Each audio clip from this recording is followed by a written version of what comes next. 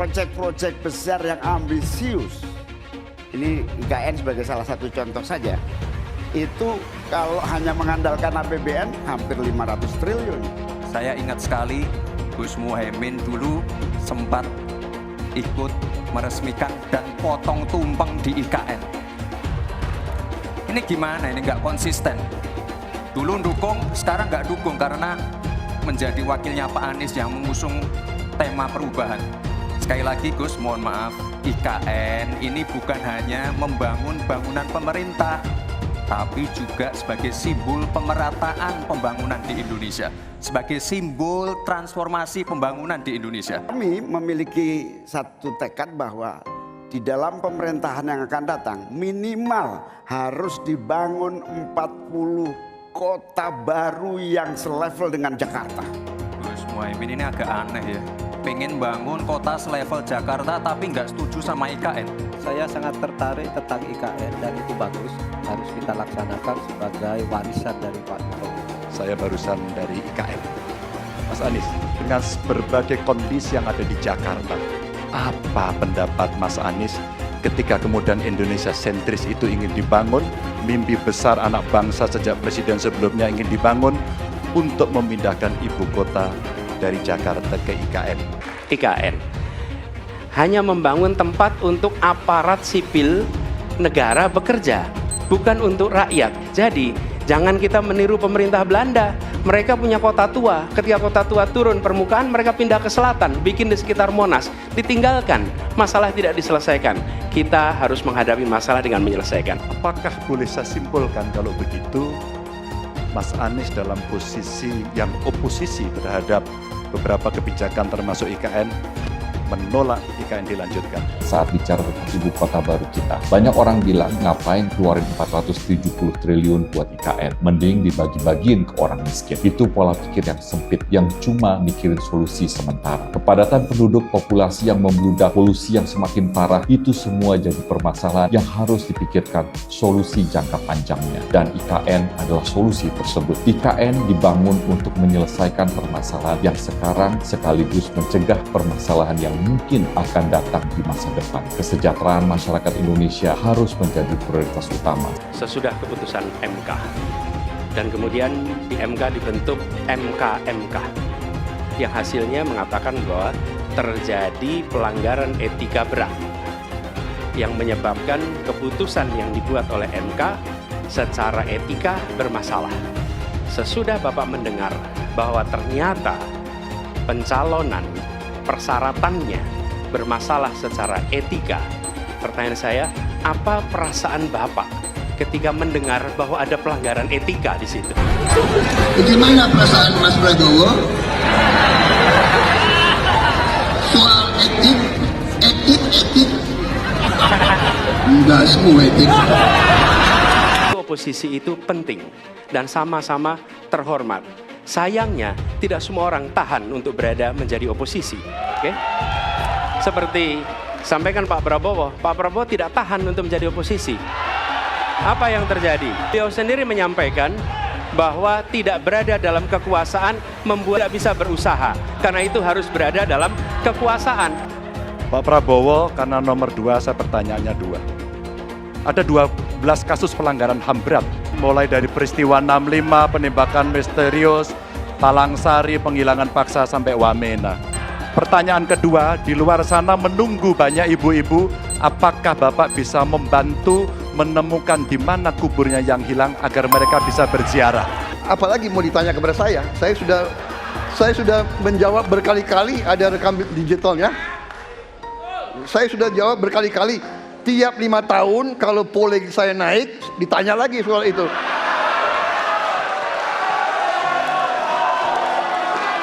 Ya membela saya, saudara-saudara sekalian.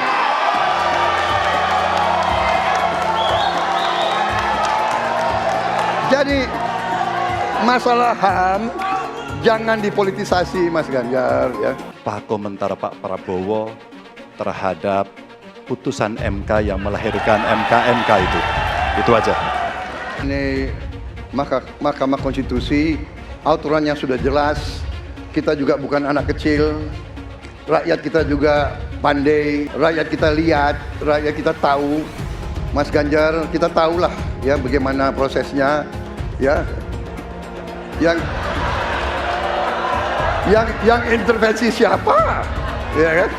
Yang intervensi siapa? Tapi intinya adalah kita tegakkan konstitusi, kita tegakkan undang-undang, kita perbaiki yang kurang sempurna, dan kita patuh kepada komitmen undang-undang itu sendiri. Kita harus membuat yudikatif kuat, dan saya berkomitmen untuk memperkuat itu. Manakala saya menerima mandat dari rakyat, saya akan memperbaiki kualitas hidup semua hakim-hakim di Republik Indonesia, semua pekerja di sekitar pengadilan, dan semua penegak hukum akan saya perbaiki kualitas hidupnya, gajinya diperbaiki, supaya mereka tidak dapat diintervensi, tidak dapat disogok, tidak dapat dikorup.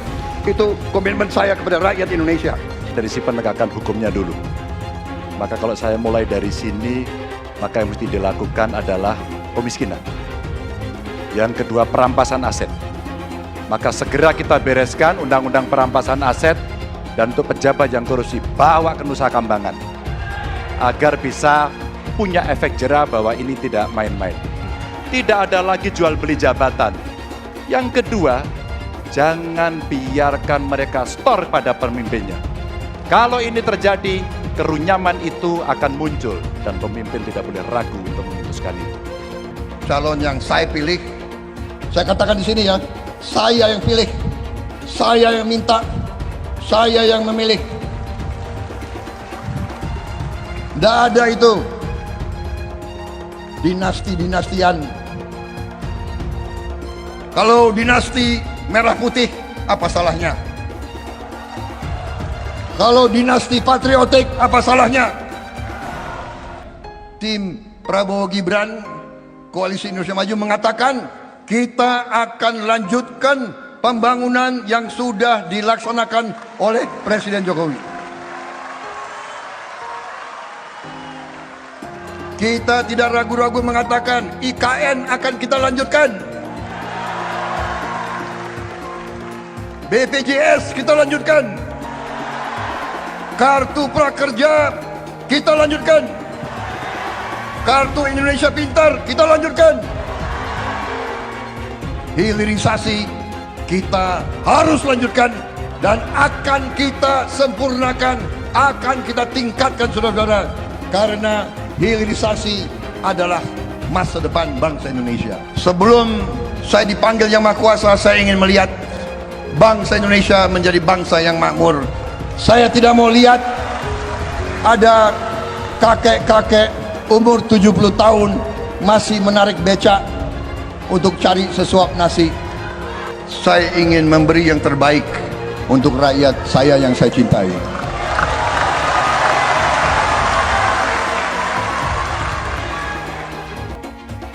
Ya, ini memang banyak yang nyinyir ya. Tapi Bapak Ibu harus tahu, program makan siang gratis dan susu gratis ini sudah ada di 76 negara. Dan sudah dirasakan manfaatnya oleh lebih dari 400 juta anak. Jadi ini bukan program yang mengada-ngada. Jadi ke depan, untuk menuju Indonesia emas, harus kita siapkan juga generasi emasnya. Anak-anak yang sehat, pintar, itu kuncinya. Kita di Solo menang, kemudian ditarik ke Jakarta, gubernur sekali menang, kemudian 2 kali di pemilu presiden juga menang. Mohon maaf Pak Prabowo, kelihatannya setelah ini jatahnya Pak Prabowo. Kenapa kita membutuhkan pemimpin yang namanya Pak Prabowo Subianto dan Gibran Raka Buming Raka? Saudara-saudara semua, Indonesia adalah negara besar. tidak bisa dipimpin oleh orang-orang yang baru berpikir mau coba-coba nanti akan. Pak Prabowo adalah figur yang sangat luar biasa syarat dengan pengalaman. Beliau adalah mantan jenderal, mantan komandan Kopassus, Pangkostrat, dan sekarang jadi Menhan yang disegani di dunia internasional.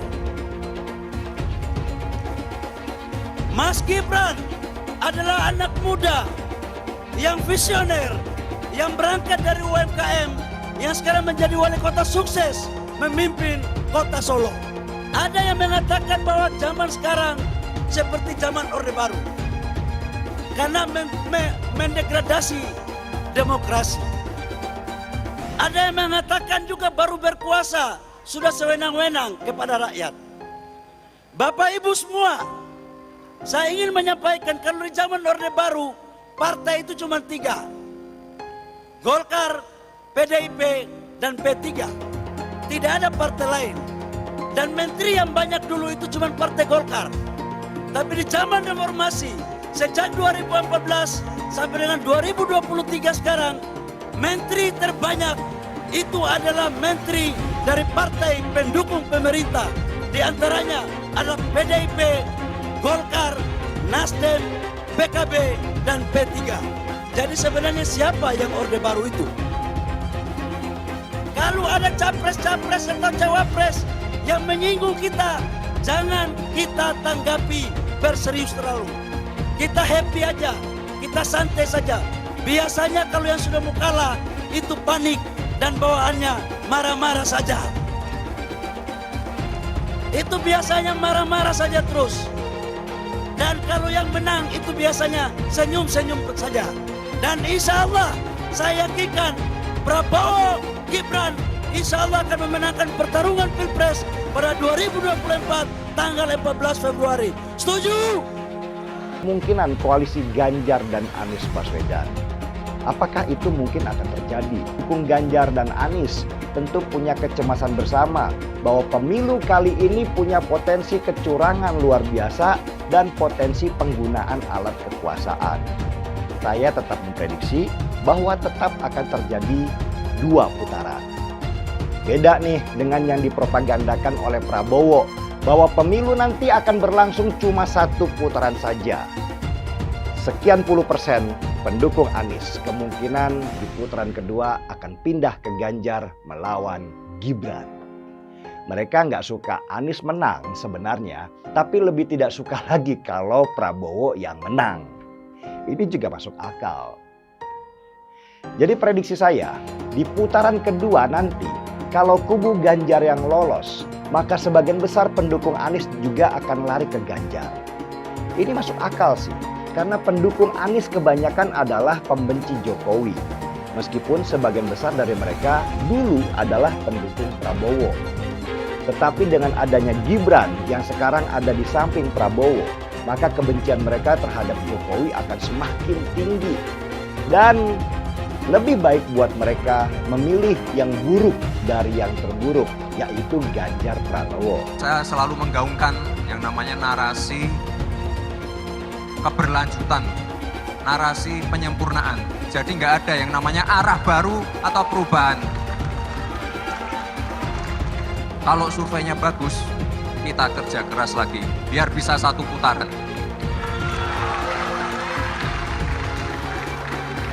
Bilang dihalang-halangi, Anies masih sering bikin acara di sana-sini. Bebas pula. Duh, nggak capek apa ngibulin rakyat mulu, Pak? Nah, yang gue pertanyakan nih, Anies itu kampanye di mana-mana sering naik pesawat jet. Nah, pesawat jet biaya sewanya dari mana, Pak? Atau itu pesawat jetnya siapa, Pak? Coba jujur deh. Karena setahu gue nih, itu punya bos Anda, Surya Paloh. Anies bicara soal pendidikan. Padahal waktu dia di Jakarta, dia sendiri nggak mampu buat memberikan bangku sekolah yang cukup waktu mimpin di Jakarta.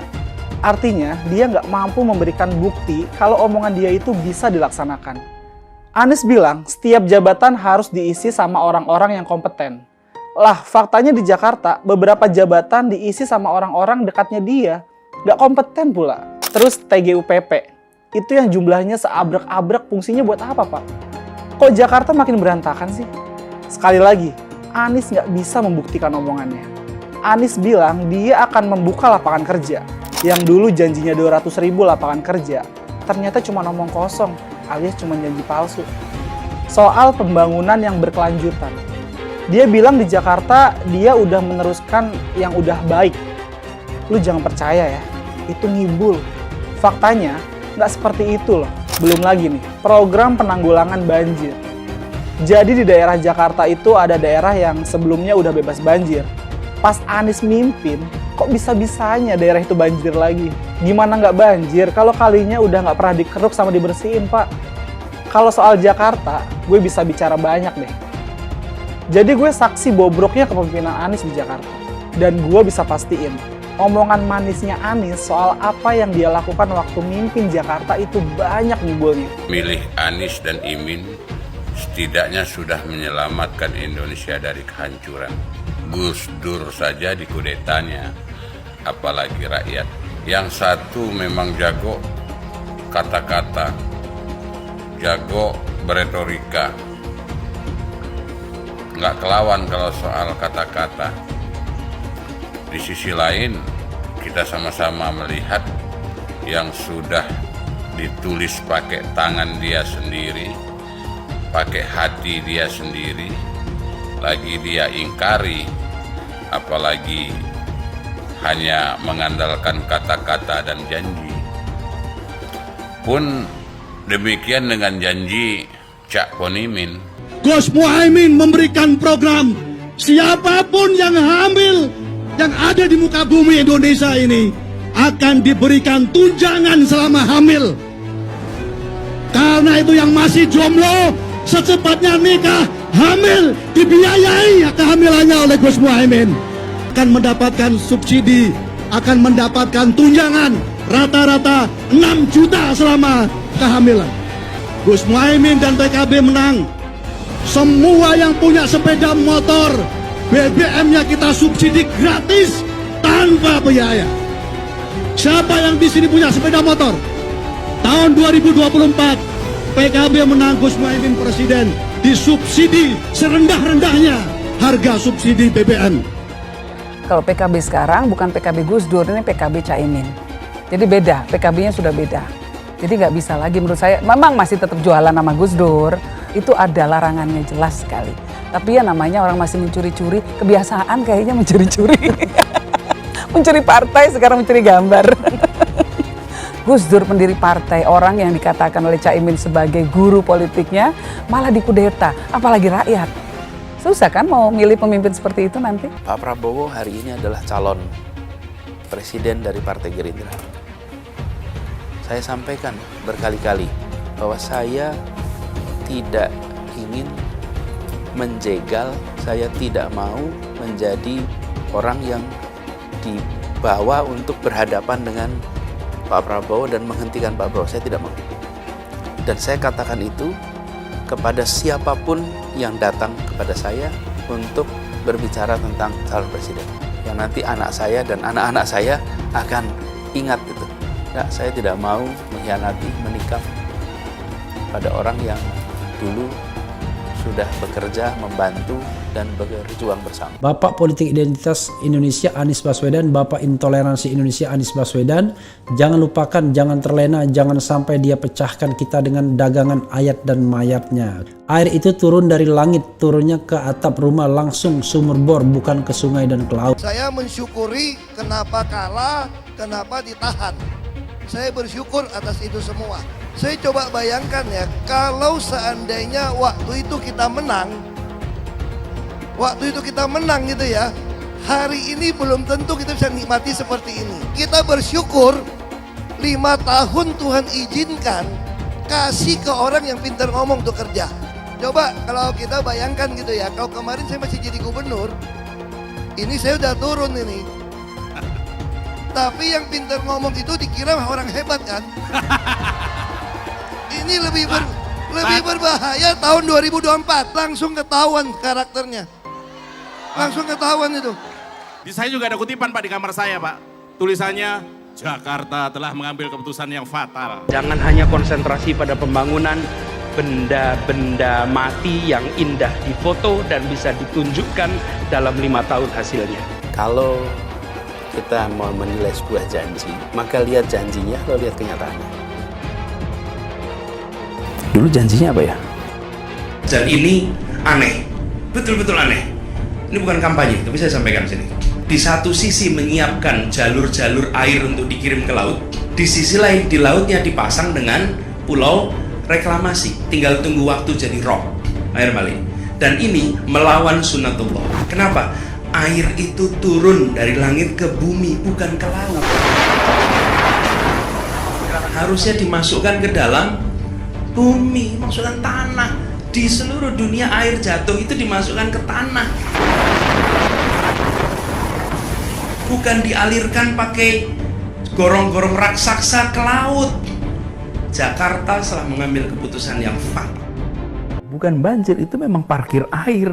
Bukan banjir, itu memang parkir air. Masyarakat berkeliling dengan membawa toa untuk memberitahu semuanya, termasuk sirine. KAI-Bond 82 miliar. Apa alat transportasi yang dimiliki oleh hampir setiap orang? Alat transportasi yang dimiliki semua orang adalah kaki. Kalau seandainya orang Jakarta percaya Pak Anies jadi gubernur pun, saya berani jamin kok dia akan lakukan normalisasi yang sama seperti saya lakukan kok. Gak usah bohong lah. Ketika air sampai di muara, maka siap untuk dipompa ke laut. Pancasila Soekarno, ketuhanan ada di pantai. Anak Tuhan dari mana? Kalau Yesus anak Tuhan, bidangnya siapa? Besok di seluruh wilayah Indonesia kami katakan dan Iblis hanya menggoda orang yang beriman. Makanya jarang-jarang orang kafir kerasukan setan. Yang kerasukan setan itu orang baik-baik. Jarang, saya belum pernah nengok Cina kerasukan setan. Pernah tak Ahok itu kerasukan setan? Enggak, setannya juga. Karena sesama setan dilarang saling menggoda. Karena di salib itu ada jin kafir. Karena di salib itu ada jin kafir. Karena di salib itu ada jin kafir. Haleluya. Kepalanya ke kiri apa ke kanan? Kepalanya ke kiri apa ke kanan? Tetap percaya salib itu lambang mulia, bukan jin. Kok ketawa? Aku nggak nyindir siapa-siapa loh. Saya nggak pernah mundur untuk kebenaran, keadilan, kejujuran, dan peri kemanusiaan. Gue nggak pernah mundur. Dan gue nggak pernah takut juga sama lu. Siapapun yang rasis, gue akan hadapin. Karena rasis itu tidak berperi kemanusiaan. Sama saya ditanya dulu kan, kamu nyesel nggak statement kamu di Pulau Seribu sehingga masih masuk penjara? Tidak pernah nyesel, karena saya mengatakan kebenaran. Anies merupakan antitesis daripada Pak Jokowi. Antitesis artinya bertolak belakang dengan Jokowi. Anies sudah menyatakan tidak akan melanjutkan semua program dari Pak Jokowi. Jadi semua pembangunan yang dilakukan oleh Pak Jokowi akan dihentikan oleh Anies jika Anies menjadi presiden. Lagi pula Anies didukung oleh khilafah, dan pendukung Anies adalah ormas seperti FPI dan HTI. Apa kita mau FPI dan HTI kembali di Indonesia jika Anies memimpin? Anies juga dikenal sebagai bapak politik identitas yang menghalalkan segala cara untuk menggapai kekuasaannya, termasuk menggunakan politik identitas berbasis agama. Lihatlah di kasus Ahok waktu itu. Kita sudah bisa melihat hasil kerja Anies selama 5 tahun di Jakarta. Tidak ada satupun janji yang dipenuhi dan tidak ada kinerja yang bisa dibanggakan. Dari DP 0%, OKOC, kelebihan bayar, Formula E, banjir, sumber resapan, jalan rusak, dan gonta-ganti nama jalan. Lihatlah rekam jejak Anies selama 5 tahun. Bayangkan Indonesia ke depan jika dipimpin oleh Anies. Dan bayangkan jika Anies menang. HTI dan FPI, ormas khilafah yang dibubarkan itu akan dikembalikan oleh Anies.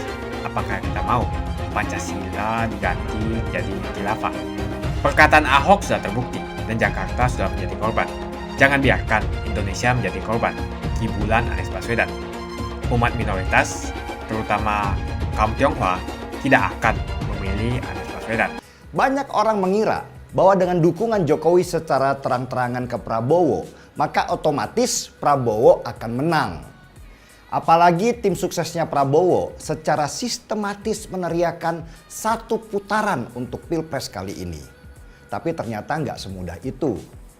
Perjalanan Pilpres 2024 ini memang benar-benar penuh dengan drama, dengan plot twist yang berbeda-beda.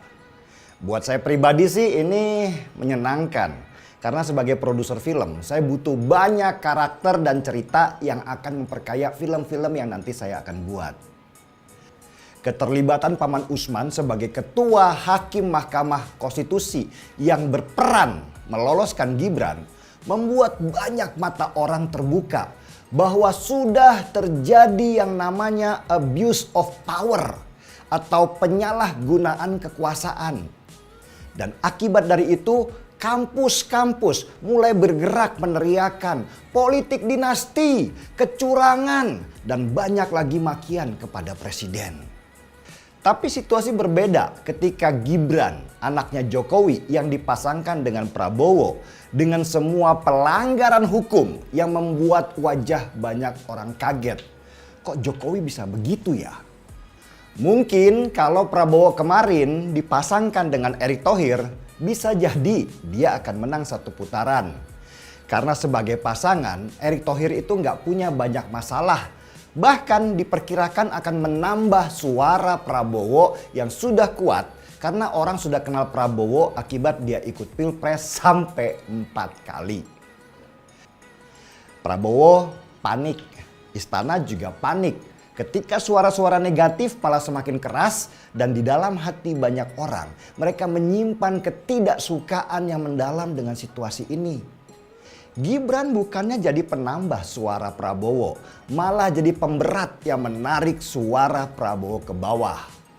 Padahal salah satu keinginan Prabowo dengan memaksa dirinya untuk bersedia dipasangkan dengan Gibran adalah peluang presiden untuk ikut membantu dia memenangkan pertandingan. Civil society yang belum memilih siapa calon mereka juga meneriakan hal yang sama. Bahkan tagar "Kami Muak" mulai menggaung di mana-mana dan puisi Gusmus, Republik Rasa Kerajaan, jadi kata-kata yang menampar logika banyak orang. Karena itulah beberapa lembaga survei digerakkan untuk membangun persepsi di masyarakat bahwa Prabowo akan menang satu putaran dengan angka hasil survei yang jauh lebih tinggi dari pasangan lainnya, yaitu Ganjar dan Anies. Sampai saya menemukan sebuah keanehan dari survei Litbang Kompas di mana mereka seperti menebar remah-remah petunjuk supaya masyarakat wajib curiga dengan hasil surveinya Litbang Kompas sendiri. Bahkan Litbang Kompas, lembaga survei yang dianggap independen, melaporkan hasil bahwa Prabowo naik tinggi sekali, sedangkan Ganjar dan Anies anjlok jauh. Ini yang mengherankan. Ada apa sih kok bisa begitu? Apa petunjuk itu? Ya, petunjuk itu ada di angka hasil survei undecided voters atau para pemilih yang belum menentukan pilihan yang sangat besar sekali, sekitar 28%. Ini bisa dibilang survei dengan angka yang belum menentukan pilihan yang paling tinggi dari semua survei. Banyak suara-suara yang bicara bahwa Litbang Kompas pun ditekan oleh penguasa supaya membuat sebuah survei yang memenangkan Prabowo dan menjatuhkan Ganjar dan Anies. Saya sih awalnya nggak percaya, masa Litbang Kompas bisa begitu? Tanda-tanda istana panik itu terlihat dari turunnya beberapa menteri yang masih aktif ikut kampanye Prabowo secara terang-terangan. Seperti Bahlil dan Julhas. Bahkan Julhas pernah menjadikan kantornya untuk joget-jogetan dukung Prabowo dan viral di media sosial. Sebegitu paniknya istana dan Prabowo sehingga mereka melakukan segala cara untuk memenangkan pilpres ini.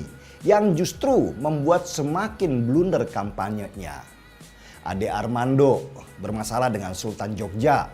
Julhas bermasalah dengan menistakan agama. Dan banyak blunder lain termasuk perkataan asam sulfat buat ibu hamil yang jadi bahan tertawaan. Pilgub DKI tahun 2017 bisa jadi catatan tebal bahwa Anies yang awalnya surveinya selalu nomor buncit ketika di putaran kedua membalikkan situasi dan mengalahkan Ahok yang di awal-awal selalu nomor 1 hasil surveinya. Inilah yang membuat Prabowo panik dan terutama istana panik luar biasa. Ketika banyak pendukung Ganjar dan Anies yang galau ketika hasil survei beberapa lembaga mengabarkan bahwa angka surveinya mereka turun, sebenarnya yang galaunya berlipat-lipat itu justru malah dari pasangan Prabowo yang didukung langsung oleh istana. Pendukung Prabowo galau luar biasa karena mereka menemukan fakta bahwa Pilpres itu tidak bisa satu putaran. Dan ini bahaya sekali buat mereka karena di putaran kedua bisa terjadi situasi berbalik merugikan mereka. Seorang teman pelaku survei bahkan mengatakan kalau survei sekarang begitu sulitnya mencari perizinan untuk sekedar wawancara dengan responden. Izinnya bertingkat dan data responden sudah pasti bocor kemana-mana sehingga hasil survei itu menjadi bias dan tidak mencerminkan kondisi yang sebenarnya. Jadi pertanyaannya, angka 28% yang belum memilih itu, benarkah mereka itu belum memilih? Atau mereka itu adalah orang-orang yang menyembunyikan pilihan mereka? Banyak orang tahu bahwa lembaga survei sekarang dikuasai oleh Prabowo dengan didukung oleh penguasa. Begitu juga perangkat negara, perangkat desa yang digerakkan untuk memenangkan calon tertentu. Jadi apakah Prabowo akan hat-trick kalah untuk keempat kalinya? Bisa jadi, dan itulah yang ditakutkan oleh Prabowo. Karena ini adalah pilpres terakhirnya. Dan kalau dia tidak menang, suara Gerindra juga akan merosot jatuh karena penurunan motivasi. Dan yang lebih parah lagi adalah Pak Jokowi yang ketika nanti turun masyarakat akan mencacinya karena dianggap sebagai presiden dengan perilaku demokrasi terburuk sepanjang masa. Saya sih memprediksi kalau Pilpres 2024 ini tidak akan berlangsung satu putaran. Putaran kedua Prabowo akan berhadapan dengan Ganjar. Dengan catatan PDI Perjuangan bisa memenangkan pertarungan di Jawa Tengah saja dengan angka 70%. Ketika putaran kedua, Anies bisa jadi bergabung dengan Ganjar karena mereka berdua sama-sama muak dengan perilaku kekuasaan yang bermain jorok di Pilpres kali ini. Dulu Anies bisa menang karena menggunakan agama dan etnis. Isu agama, ras, dan antar golongan dinikmati oleh relawan Anies. Saat itu Anies didukung oleh FPI, HTI, dan pengasong khilafah lainnya. Pada akhirnya Ahok harus kalah, namun kekalahan dia adalah kekalahan yang membuka mata rakyat Indonesia bahwa masih ada orang-orang yang menang dengan cara menggunakan politisasi agama atau politik identitas berbasis agama. Ternyata banyak sekali orang yang dengan mudah terhasut lewat jalan-jalan seperti itu. Relawan Anies terutama dari FPI, HTI, PA212 seperti Bahar Smith dan Rizik Syihab selalu menghujat Cina, etnis Cina. Tapi saat ini negara Cina sudah menjadi nomor 1 di dunia. Saya bangga sebagai Cina. Etnis Tionghoa dicap sebagai pemberontak, sedangkan etnis Arab dianggap sebagai Tuhan atau tuan dari pribumi. Etnis Arab dipuja-puja dan dianggap sebagai dewa. Lihat saja Rizik Syihab dan Bahar Smith dipuja-puja, padahal mereka mengujar kebencian. Pengasong khilafah seperti Rizik Syihab, Bahar Smith, dan teman-teman, mereka hanya buat gaduh di Indonesia. Sedangkan negara yang mereka sanjung-sanjung itu, Arab Yaman, masih belum maju dan masih terbelakang. Saya percaya Indonesia dengan mayoritas pribumi juga akan menjadi negara maju. Seharusnya Arab Yaman belajar dari negeri Cina. Seperti kata kitab suci, belajarlah sampai ke negeri Cina. Anies dan juga pendukung Anies seperti Rizik Syihab, Bahar Smith, dan kelompok-kelompok HTI dan FPI harus belajar ke negeri Cina supaya tidak lagi melakukan kelebihan bayar. Yang jelas saya memilih pribumi, bukan yang dari Yaman. Ganjar jelas pribumi, nasionalis, dan pasti akan melanjutkan visi dan misi dari Pak Jokowi. Suara Ahok merepresentasi warga minoritas, dan etnis Tionghoa mendukung Ganjar Pranowo. Ahok pasti akan mendukung Ganjar, karena Ahok anti radikalisme. Ahok yang jelas tidak akan mendukung Anies Baswedan, karena Anies Baswedan didukung oleh kelompok khilafah. HTI, dan FPI, ormas terlarang itu. Anies merupakan antitesis daripada Pak Jokowi dan diragukan kenasionalisannya, apalagi pribumiannya. Antitesis artinya bertolak belakang dengan Jokowi. Anies sudah menyatakan tidak akan melanjutkan semua program dari Pak Jokowi. Jadi semua pembangunan yang dilakukan oleh Pak Jokowi akan dihentikan oleh Anies jika Anies menjadi presiden. Lagi pula Anies didukung oleh khilafah dan pendukung Anies adalah ormas seperti FPI dan HTI. Apa kita mau FPI dan HTI kembali di Indonesia jika Anies memimpin? Anies juga dikenal sebagai bapak politik identitas yang menghalalkan segala cara untuk menggapai kekuasaannya, termasuk menggunakan politik identitas berbasis agama. Lihatlah di kasus Ahok waktu itu. Kita sudah bisa melihat hasil kerja Anies selama 5 tahun di Jakarta. Tidak ada satupun janji yang dipenuhi dan tidak ada kinerja yang bisa dibanggakan. Dari DP 0%, OKOC, kelebihan bayar, Formula E, banjir, sumber resapan, jalan rusak, dan gonta-ganti nama jalan. Lihatlah rekam jejak Anies selama 5 tahun. Bayangkan Indonesia ke depan jika dipimpin oleh Anies. Dan bayangkan jika Anies menang. HTI dan FPI, ormas khilafah yang dibubarkan itu, akan dikembalikan oleh Anies. Apakah kita mau Pancasila diganti menjadi khilafah? Bagian Indonesia Timur yang mayoritas non-muslim seperti Bali tidak akan setuju dengan khilafah atau sistem khilafah. Mungkin Indonesia akan bubar jika Anies menjadi presiden. Perkataan Ahok sudah terbukti dan Jakarta sudah menjadi korban. Jangan biarkan Indonesia menjadi korban kibulan Anies Baswedan. Umat minoritas, terutama kaum Tionghoa, tidak akan memilih Anies Baswedan. Saya yakin karma Ahok mengejar Anies Baswedan. Dulu Anies memainkan politik identitas kepada Ahok. Sekarang Anies dipertanyakan kepribumiannya karena dia teriaman. Itu saja opini saya hari ini. Tuliskan opini kalian tentang Anies Baswedan. Jika kalian setuju dengan pendapat saya di video ini, pastikan kalian menekan like di video ini dan bagikan video ini ke teman dan family Anda supaya mereka semua mengetahui tentang informasi ini.